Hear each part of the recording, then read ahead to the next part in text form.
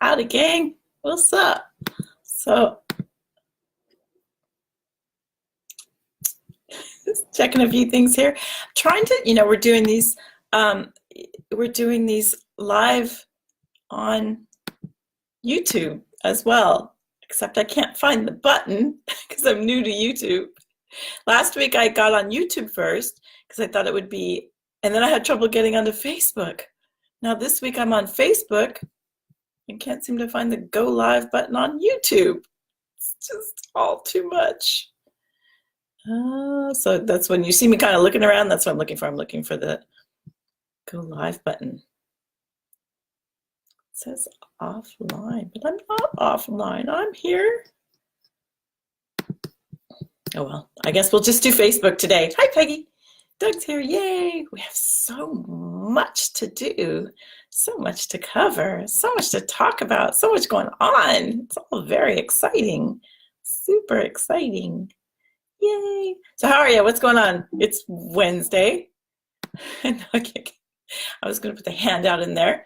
Well, thanks, Stacy. That's very kind of you. I've been looking. So we have, for those of you that are screen readers, we have quite a bit of homework, and I've been reading homework and getting inspired by the fellow screen readers because they are awesome. So, sorry, I'm still looking for the button. Anybody know how to live stream in YouTube? Anyone? Anyone? Stream now, it says. Okay. Maybe that was it. I don't know. I'm just not going to worry about it. It's always next week. There's always next week. YouTube should be at the top right little camera. Go live. Thanks, James. You're the best. Top little camera. Go live. There's no top little guy. And we do, so while I look for this, because we do our masterclass. Woohoo! It is coming. It is this Saturday. Super exciting this Saturday. And we stream it. We use Google Hangouts. So we use YouTube for that, but it doesn't go live onto YouTube like this. This is new. I've never done live streaming until last week was the first time. Can you tell? I'm an expert. But we do use Google Hangouts for the workshop. And the first one is Saturday at noon. And we are really excited about that. So there's a link on the registration page. There's a link to the registration page on this page, but we'll post it again. We'll post it many times so that you can get to it. So if you're new to Hollywood Gatekeepers, it's the heart of Girl Scout cookies. Okay, so you get some, we'll talk about this a little bit in Screener. Hi, Susu.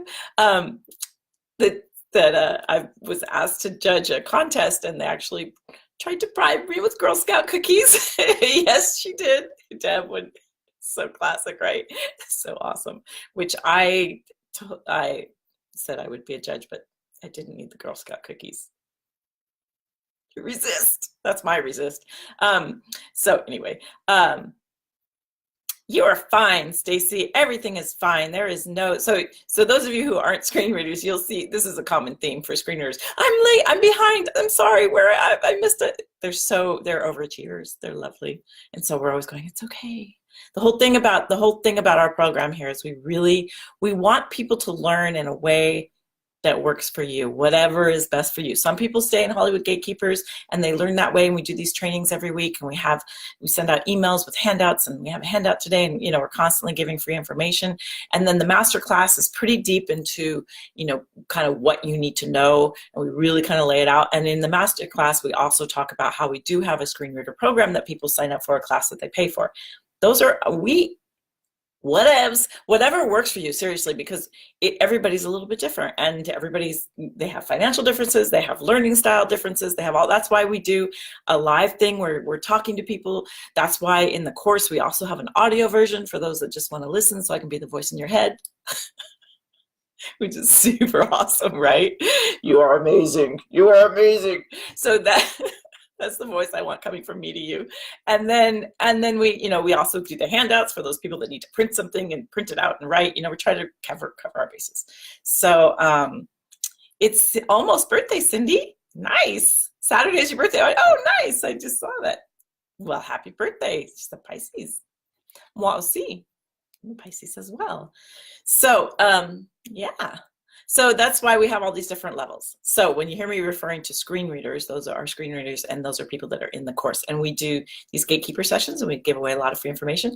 And then after these, right after at 6 o'clock, we do these at 5 every Wednesday. At 6, we all meet with the screen readers, and we talk about things a little, it gets a little bit wacky. You think it's wacky here. It's really bad in there. It's all good. So today, we're going to talk about career paths. And you know what? I'm going to give you the handout. Doug, do you have it? Ahead of time. Because for some reason, my link, I don't know what's going on with my links, as Doug would know. It's been a link day. We actually today, speaking of being behind for the first time, I think I found it. Be your own boss. So we got stuff going on, man. We are, oh, well, it helps if I scroll. Hello, people. There's the link. Be your own boss. So when we're talking about being a reader, we talk about being a reader in a couple different ways. We talk about being a reader because we feel, and we are really passionate about this, we are trying to take this whole reader thing. It's not just about teaching people how to be a reader. It's about teaching a whole style that we think is really important because it's about the writer, about the story, about the script. And we want to train readers to be really focused on that. And that's one thing. And it's about the producer and being a support system for that producer and how do you deal with producers and how do you deal with that. And the third thing is it's about you. So it's, you know, kind of like things come in threes. Three, my lord. So it's like, it's very interesting how that's a theme. So the third thing is you. And if you are a reader, you might get a full-time job as a reader. That's possible, 9 to 5. Unlikely, but possible. Because it's such a freelance type of work that you are an entrepreneur. So 2 things you need to own if you're a reader. You are a writer, first of all, first and foremost. And you are a entrepreneur. You are typically self-employed. Even if you have the 9 to 5 job, the nature of the job is very much like projects coming at you, people having ideas. It's very, very creative, which is awesome, right? And so we cover those 3 things. And Larry, I don't see Larry here today, but well, hello, Ruby from Clarksdale. Nice. What's the weather? How's your weather? Larry, who's a gatekeeper and a screen reader, he came up with the idea of wanting a place to go to get these handouts, which we've done. So, and we're getting so organized, even though I can't figure out how to get on YouTube. And we have a YouTube channel now. We're just ramping up. So we're getting organized to where we're putting the handouts in those 3 buckets for you. So this is part, today we're talking about career paths, right? So this is about being your own boss. Is that nifty or what? So anal, poor Doug, so patient. And Kendra, so patient. And Shri, is she here? Yeah, you're here, right? You're here, right? Yeah, you're here. Just making sure, I know I saw you. Because she's saying happy birthday, because that's what she does. She likes all the platforms. It's good. You need multiple paths to the center. That's right. It's all, you know, and she's on all of them. Shri's on every path that we have. And Shri is now on our team. Yay! Yay for Shri! We love it. So you'll see her in here welcoming you. She is our community manager because we found her and she's lovely as ever and represents kind of how we like to treat people. And so she's the perfect welcome wagon, don't you think? I think. Super exciting, very exciting, lots going on. So let's talk about career path, shall we? Now let me open so I can see the handout too. What am I saying? No, I don't want the, wait, I have to opt into my own. Wait. So we did this where in order to get it set up where it's all on one page, you have to enter your email address so that way we can get you to it. Hey, we have a new subscriber. Oh, it's Stacy. Yay. Yay for Stacy. So one of the things I have to learn how to do, it's going to be hard, is not spend so much time saying hello to everybody. I guess on YouTube they're not as, you know, savvy, but you can fast forward. Just, you know, when you see me get a little bit like, as opposed to, then you know, oh, she must be like talking about something serious. There's something's going on, because otherwise there's nothing going on. Okay. Hold the phone while I get there. Oh wait, no, I have. See, because I am organized. I put it on my desktop ahead of time, so I wouldn't have to like take my time doing exactly what I'm doing right now. Because I got this, and I have like things ready for it. Here we go. HG careers. I was about to give you way too much information than you need. All right, so do we have our handouts? Bueller, class. Hang on, you need to get your little, okay, scroll. Woo, that's quite a link. I don't know that that's, what is that thing? Wait, no. Go to the one that that has above that says Gatekeeper giveaway. Click on that because I'm afraid that thing. What is? It says facebook.com. Unless maybe did you just copy the link that I put? I'm so confused. Okay. We're very serious here and we have things to do, things we're teaching. You know what I'm going to do? Because now I'm super fancy and I actually have 2 screens. I just don't like to do the profile thing too much. But we're going to go down this career path and you guys can ask questions because we touch on this in the master class. The only problem with 2 screens is I can never, there it is. I can never find my mouse. It's like mousetrap around here. That's it. That's it. That's it. That's the link. Wow, that's a crazy link. We need bit.ly.com. Learning so much. So we are readers, right? We're not online marketers, clearly, or online business owners, clearly. So it's all been a huge learning curve. So today I actually did a whole handout, a whole document of all of our links. Well, not all of them, actually, not even half of them. And it was 2 pages of links. That's not one of them, no, I don't think. Anywho, but being your own boss was one because we're gonna, and you'll see in the YouTube channel, it's organized by playlist.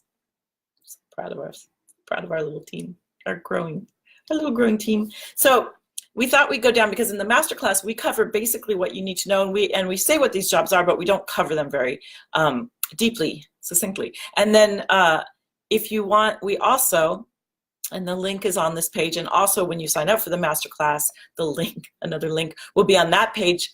We have a pre-training that you can do. It's 3 videos. The 3rd one comes out tomorrow, so that you can look at kind of a pre-training, kind of get an idea of what this means for you, because everyone is different.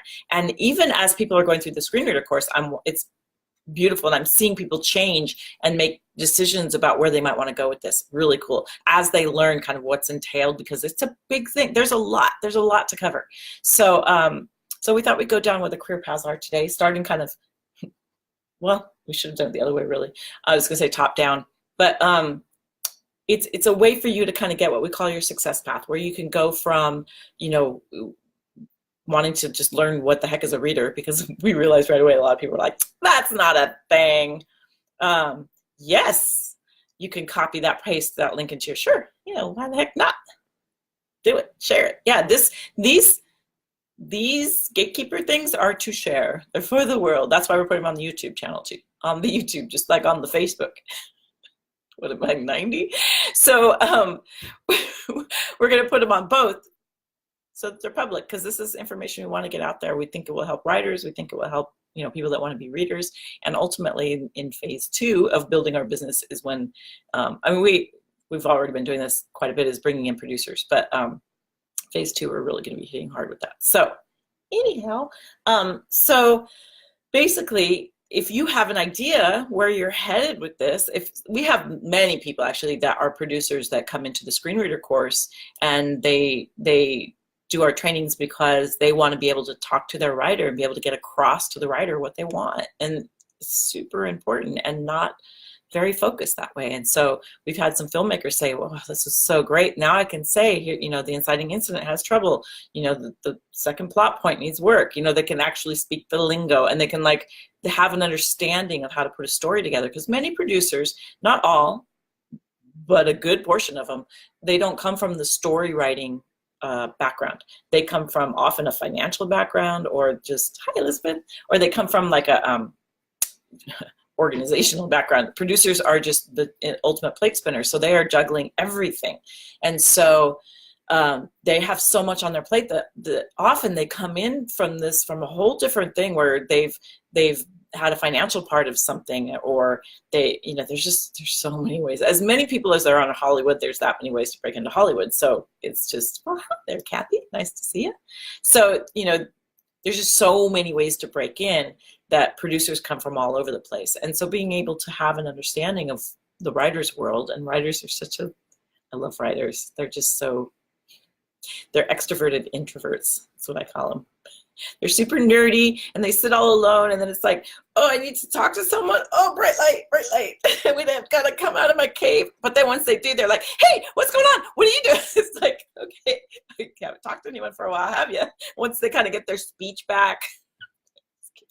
First they're like, well, but there is some truth to that. It's like, what? Are you a writer? And then Jeff Arch, who wrote Sleepless in Seattle, who has agreed to come speak with us, by the way. He has, I love his things. Like, I became a writer so that people would listen to me, because nobody will listen to what I say, but they'll listen to what I write. Love that. And my mom too. My mom is, okay, we're getting kind of squirrely, but it's on point.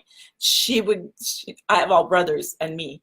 And she was very much, the woman's role thing. Literally all the time. Like, she'd be like, to me, stop. When I was really little, she'd sit me in her lap. You just shush yourself. So what did I do? Okay. So then as an adult, she was like, where did you get that voice? I was like, thanks, Mom. And then it was great, because later in her life, she really came around to being like, wow, women can actually have a voice and speak. It was quite a journey with her. Yay. Hi, Bonnie. Good to see you. I haven't seen you for a while. Glad you're back. Yay. And Marilyn's here. Yay. Yeah, right. And for those of you that are parents, I know Heather talks about this in our screenreader group, who have little ones, it's like, you can only watch Blue's Clues. Well, no, I'm dating myself with that one. I love Blue's Clues. Obviously, I say that all the time, but you can only watch so many kids shows. You need to have an adult. That totally sounded like Phoebe on Friends. Dating myself again. So many kids shows. Anyway, so there are, so when you start reading, kind of knowing where you might be interested in going will inform the decisions you make along the way. That's one way you can do it. Or you can just try a bunch of stuff, see what feels right, see what sticks, try it all. I did script supervising. Not for me. Yeah, it was one of those things where, because I love the whole writing process. One of my favorite places to be is on a set. I love the weird energy on a set, where it's like this weird combination of anxiety and boredom, because it's like hurry up and wait. There's like so much going on, and there's all these people, and everybody's got their job, and everybody's so pinpointed on their one little thing. You've got the wardrobe that's like, ooh, the piping on that bathrobe is wrong. They're like, they're so laser focused on their little thing. And then you've got everybody that's like that. And so then, and the director, and sometimes producer, usually directors, like piecing all that together. It's the coolest thing. But individually, you deal with your little bathrobe thing, and then you sit there and wait while the lighting person deals with the little shadow that they just can't quite get right. It's like everyone's so meticulous and passionate about their one little space. It's the coolest thing ever. But while you're waiting for the other person who's really passionate about getting the lighting right, you're just standing there. So it's this weird, like, it's like, now! Okay, again! Scaring people, scaring my dog. So you totally had to come out. You had to come out and show yourself, because you are an extrovert. We know this is true. Oh, it's so true. Yeah, you crave up grown-up conversations. I totally get that. I remember those days. Totally get that. Totally get it. But then you miss the little ones when they get older, and then they're like, that's what they say to you. Even if it's a text. It's a regular text that I send to my son. Okay. Anywho. So we're going to start kind of, so you can work your way towards these producer levels. A lot of the times people kind of accidentally, kind of like you accidentally become a reader. Not too many kids think, oh, I want to be a reader. Although there are kids, I think, if they knew about it, that love to read. I've actually started to go around to elementary schools and tell the little ones that there's a thing, because it also helps the teachers. They're super thankful, because they're like, there's a reason to read, because it's really hard to get that across to kids sometimes. But yeah, Peggy's got plenty. She's got plenty to spread around. You want a few kids. So then when it comes, so look at that list. So then when it comes to producing, there's just all kinds of different producers, and there's, in these producer things, there's levels of sort of organizational skills. So if you're someone that's super anal, there's different different, I mean, most producers are pretty anal because they have to be organized because they have so much on their plate. It's really astounding. So that's why you get so many different producers. And then you have producers that come on, like often it's an associate producer, or it'll just say producer with no fancy thing in front of it. Someone like, let's say there's a producer that produces horror films, for instance. I have a perfect example, but I don't know that they would appreciate me calling them out. So let's say that there's someone that produces horror films, and they really want to get some credibility on a bigger scale. They want to be potentially win awards and that kind of thing. And so then they start producing, or they want to produce other films, but it's, you know, they have the stigma of being a producer of this genre. And so sometimes they'll just give money, they'll help support a production, and they'll help finance it as a way to get their name on it. And once their name is on it, then they can start actually having a role. So often, and sometimes producers just want their name on it and they give you money for it. That's not unusual, that you can be a producer on a project and not have very little to do with it. And sometimes if it's a big name, even a name actor, they'll put their name on something to help the project get through, and they'll get producer credit that way if they're trying to branch. Many big time actors start to become directors and producers, in part because once you do, it's like anything, you want to keep growing. And once you do one thing for a long time, it's good to start to do something else. And so a lot of producers come out of that. They come out of starting in one thing, and then they move in and they just keep growing from that perspective. And when I was reading quite a lot, I came down to the choice of, like, I was really on the fence of which direction to go, whether I wanted to go down the development path and production path, where I was starting to actually, that's kind of where I was headed. But I just love writers so much, and you don't work with writers as much when you're a producer. You work with just everybody, and it's super chaotic. And so I went down the consultant path instead, and super happy that I did that. And now I'm actually producing things. So that, you know, kind of comes back around again. So, you know, there's so all of these different, if you have any questions about any of these specific producers, let me know. But basically, and you know, part of the problem is that the screen's over here, but I go that way to get to it. And I already don't know how to go on YouTube. I totally can't find my mouse. There it is. Notice. Oh, saying leave site? Nope. Okay, got it. Sorry. So I need to scroll. Oh, I do need to scroll. Yeah, so most big animators, they start to have their own production companies. Well, and this is true, it can be true of even a reader, that, you know, as an actor, you are an independent contractor typically. And so some of them start their own companies just so they have, for tax purposes, they have, you know, someone has hired them, you know, can work their money in there. And then some of them actually do it because they want to actually do other things besides acting. So sometimes it's born out of that as well. So then you've got, like, a line producer is someone who is more people oriented, and they're the person that calls the schedule and lets the actors know when they're coming in and out. They're very hands-on on the set, like really active role in what's going on. Super fun job. Like, I think that's a good one. Script supervising, I was about to say, is I did that one time, because the script supervisor is the person who, you'll see in the stills, like, you'll see the director sitting in a chair, and there's usually a person, and they usually have a hat on, they look like they haven't slept like in years, and they have this gigantic notebook, which is the script. And then they usually have a bunch of stuff hanging off the thing, like a highlighter and a timer and whatever, because they're timing things. They're in charge of continuity. They're not the only ones, but they oversee continuity to make sure things are filming. You know, if your hair was like that and then it goes like that, you know, they're kind of watching for that kind of thing. They're there if an actor goes up on their line and can't remember what to say, they can help cue them. They have a lot on their plate. And the thing is I know this is going to come as a total shock, but I get distracted too easily. So that was not a good job for me, because they'd be like, what line are we on? That's not the that's not the answer that they want when you say, where were we? I did it, and it was a short film, so it wasn't too bad. And it was a short film with not a lot of dialogue, so it wasn't too bad. But it's a great job, though, if you like that kind of thing, because the thing I loved about it, and the thing that attracted me to it, is you're right. I mean, you are literally, like, right next to the camera. Sometimes you sit on the floor into the camera, like, you're, like, in the thick of it. And you travel, you know, if you travel with the crew and whatever. So that's cool. It's a cool job. So, and some script super, actually, I don't know. I don't know any script supervisors that went on to be producers. I'm sure there probably are, but It's a pretty stylized, specific thing. And then you've got, that's kind of the production side. So I'm working my way backwards. And if you do the videos, we go through this too, from the other way, from reader the other way. So, and I don't mean to make it seem like readers at the bottom and everything. Everybody has specific things, but being a reader can lead to all of these other things.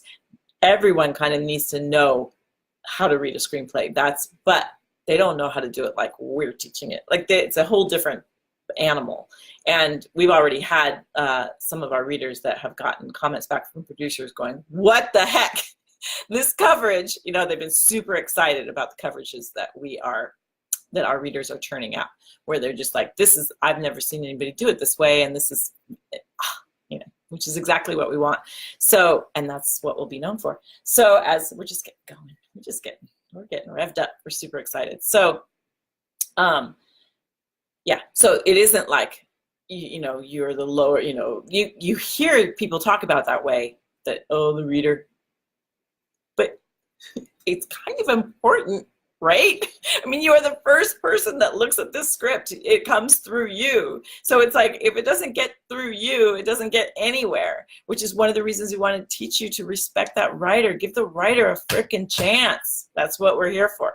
So it's like really important, really super important. Okay. Why do they call it soapbox? You know, because people needed to get above the crowd, and the only box they had was one that held soap. That's probably it. I answered my own question. Put that in Wikipedia. Okay, so then you've got, so we're working our way, you know, we have development staff, which is where the reader is. And the whole development staff is the minions and behind the scenes. Minion sounds like I'm, you know, downplaying it, but I just mean there's lots of people and lots of activity, and they are the ones that are kind of getting the script ready. They're meeting with a writer, and they're finding, if it's a book, you read a book and you find a writer to adapt that book. And, you know, there's all kinds of writers. You go through a lot of writers on a project. Sometimes they're constantly working that script, and then you take that script and it goes into production. And so all of the producers, director, script supervisors, that's once it's on the set and you're in production. And then you've got a few kind of in between there. Script supervisor and production coordinator can sometimes be the gap, the bridging the gap. Not script supervisor. Did I say script supervisor? That's not what I meant. Oh, you know what? I don't think I have it in here. Oh, script coordinator. Yeah, I do have it. So script coordinator is kind of in between there, where it's on the set of typically a TV show, where in TV it's a little bit different because you have staff writers. So you have a bunch of writers working on one story, and they're making all these changes, and someone's got to keep track of that. And that's what the story editor job is in the movies, like trying to keep track of all the changes, which can be, especially when you have a team of writers, woo, it's quite a job. And the story editor in the film world is also in charge of, typically, not always, but is in charge of the readers. So you've got all this activity going, and that's the development staff, basically. So a script coordinator, they often will take the changes to the director. So there's a little bit, you're moving into production a teeny bit there, but it's still considered development. Yeah. So then in the story development, you've got, you know, the writer, and you have development executives, which those are the people that are kind of the liaison between the writers and producers. Some of them are producers, very common. They're producers. Sometimes people go from reader to development executive to producer, and that was the cliff I was hanging from. I'm a writer. My family makes fun of me. I'm terrible at, like, partly because it's my mom's fault. It's a mom day today. Because she used to make fun of words. She was a teacher herself, and she used to say, like, aminal. She didn't do me any favors with that. Total Steve Martin, the flim flam with the pajama jam. Okay, anyway. So, keeper of the Bible, exactly, right? And I have lost that Bible on the set. It's not a job for me. I say it's not a job for me. Probably one of the worst days, I won't say of my life, but of my career, for sure. We were on location, drove away. Where's the? Went back. We were on a school playground. It was a notebook. It was not good. Just not good. I totally forgot about that. I have, like, buried that deep inside, deep in the Charlie Kaufman of psychoses. Okay, anyway. So Yeah, not a good job for me. So then you've got, but development I love because it's super creative, right? So development executives really help those writers get it. Oh, never got it back. No. Luckily, it was pretty early. It was a short film with only a few cast members, so it was pretty early. And the director I've worked with like forever, so she was very forgiving, very forgiving. Didn't do it again for her though. She learned. No, you do not have to have a degree. That's a good question. Good question that we get, Ruby. You do not have to have a degree. It's sometimes it's handy just because it's, you know, it means that you've accomplished something. No, but it means that, you know, you are educated, and so that can help in getting a job. But I've never once, as a reader, had somebody say, "What's your degree? You know, do you have a degree? What's it in?" It can be so like the kind of other cool thing if you do have a degree, especially if it's in something like if you have a medical degree or something, then you can like specialize in medical scripts, or you know, if there's a topic that you know, if you have a degree in music, then you know you could be the person that says no, it doesn't work that way when you don't play a trumpet. Oh, so, you gotta have strings on a guitar. It's like being really ridiculous, but you know what I mean, if that helps. So you know you can apply your degree, I should say, in whatever you have into it can inform what you're doing. Yeah, I'll probably have nightmares tonight. No, luckily we've gone on to do many other things together, so we're all good. But it was, yeah, it's not a good day. It's funny. I owe her big time still. I don't know. I've done a lot of free projects for her because I felt so bad. Can I? What else do you need? I'll help you with that. I got it. Healing hand. Yeah. So then you've got, you know, writing. You have the writer. There's that person's kind of important. And then you have script doctoring or writing, you know, and that you can go from, when I was moving into consulting, I was also doing some script doctoring where once you get to know the people that you're reading for quite a bit, they realize, you know, they'll say things like, wow, you know this better than anyone. The comments that you're making are making a lot of sense. Do you want to take a crack at writing it? Which as a writer, of course, is kind of one of the goals. If you, however, go in there with that goal in mind, they will spot it a mile away, and that is actually can hurt you. Because if people think that you're getting in there because you're going to want to start writing for them, that's, you know, it's like, what's the word I'm looking for? It's like not okay. I have this amazing vocabulary. Can you tell? No, it's like presumptuous, and it's kind of icky. I'm trying to think of smarter words. But does that give you kind of an idea, at least of the overview? We want just to kind of give you an overview of what some of the career paths are, and then watch the videos, because in the pre-video training, I'm a little more succinct than I'm doing here, and I'm shaking the table. There's no earthquake. That's just me, because there's a bar at the table, so I put my feet on it, and then it's like, and I take you through your exercise so that you can figure out for you. You know, it's kind of more pointed. We have so many people on here that in the training we do a little bit better job of frame your shot. Do a little bit better job at like keeping you focused on. Totally laughing at my own lack of focus. Frame your shot. Oh, we got to get the little guy in there, right? Anyway, it's really like geared towards helping you figure out what your deal is. Cool. Insider trading. What? Yeah, kind of like insider trading. I'm with you. I got it. My brain moves too fast. Actually, I have a friend who, well, not friend, someone that I take her courses. She feels like a friend. Kind of like all year, like, you're my friend, right? Even if I've never seen you ever. That's how she is to me. She's awesome. But she has a stenographer. Like, that's how bad she can't remember what she just said. She actually has a stenographer. That's impressive.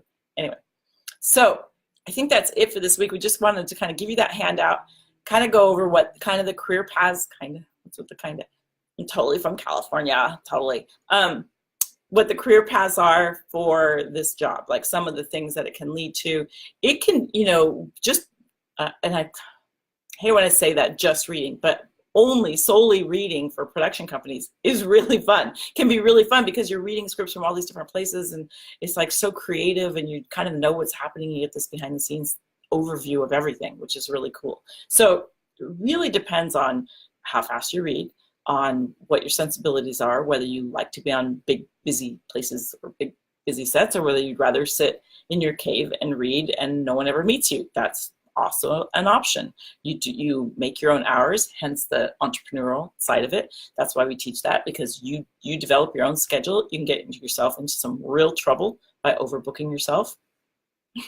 I know that might come as a shock, but well, it might if you don't know me. Anyone that knows me is like, no, really, you overbooked yourself. Because I'm like, helium hound, like I said, I got this. So you can get yourself into real trouble where you just like, you're never sleeping because you've said yes to too many projects. Very common. So we talk about all those things to try to get your mindset right. And so it really, and so much of it, so much of writing comes down to mindset. It really does. And have daily habits, everything. I was thinking about this morning, actually, how everything, and you'll be seeing some posts about that later, comes down to small changes, tiny little changes, creating big results. A's making progress. Yay for Anson. 1 week away from finishing, down to 98 pages. Holy smokes. Yay. Well, you could be, down to 98 pages, or don't you mean up to 90? Are you editing? I think you mean you're up to 98 pages. Down would mean you wrote 300. I don't know. So, yep, he's been, so I love this too. Anson's been coming on here and giving us his reports. And I'm also absolutely loving the homework that I'm seeing in those are people, when you see in the Facebook group, if you're not in the Facebook group, why? You shared it, right, Doug? Like a long time ago. In the Facebook group, people are starting to take the video courses and they're sharing their homework. We want you to do that because it's super cool. And I'm loving what I'm seeing. Really, really, really cool. Really cool. And it will kind of help get you on track. And then whether you take the course or not, you can get on track and you can come in here and you can share your report just like Anson does, because we've been watching his progress. Super cool of getting his screenplay done. So we are readers and we are talk mostly about reading, but we are our job as readers is to support writers. So we are also often talking about what will help a writer write a script that a reader will love. That's why we're here. Cool. So a couple new comments I see. Hey. Okay, so you are down to 98. That's good. 115, 98, you're good. You're golden. So what do you need to finish? What are you missing? Because you're there. Screenplays, for those of you who don't know, are a minute per page. So he's got a movie now that's 98 minutes. You're fine. You want to keep it right around there. So 120, anything over 120. Some readers like it to be 90, but anywhere between, like a movie, hour and a half to 2 hours. We've gotten to be such a, soundbite culture that sometimes shorter is better, but not if it's 70 minutes, then you're getting into, is this a short film or is this a feature? So there you have it. All right, you guys, so good to see you this week, and we will be back. Well, no, we'll see you Saturday, right? Who's coming? Saturday, live masterclass, noon on Saturday the 9th. That was the name of my first screenplay, the 9th, the one where I won a competition. And then I went to the awards thing and they were talking about readers. And I was like, what's a reader?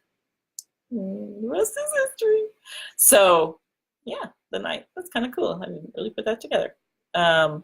Yay, edits, cleaning, yeah, be careful. Done. Just get her done. Yeah, 95 for a teen comedy would be better, for sure, for sure. Saturday, yay for Saturday, Saturday. Okay, I'm not gonna sing. But yeah, we'll see you then. It's like I don't want to leave. We'll see you Saturday at noon. We also have one Monday evening at this time. And also, we'll be doing Facebook Lives every single day except Sunday. We're gonna take Sunday off, have one day. But we're gonna do Facebook Lives every day to answer questions for people as they're getting ready for the masterclass. They're doing the trainings. So if you have questions about the trainings that you're doing, I'll look in the Facebook group, make some comments on them and stuff. So we can, get some training going while we're getting the masterclass up, because we get a lot of questions during that time period. Cool. So good to see you guys. So fun. We're having so much fun. This is the coolest thing ever. And we will see you mañana, tomorrow, demain. All right. Talk to you soon. Bye. Yay.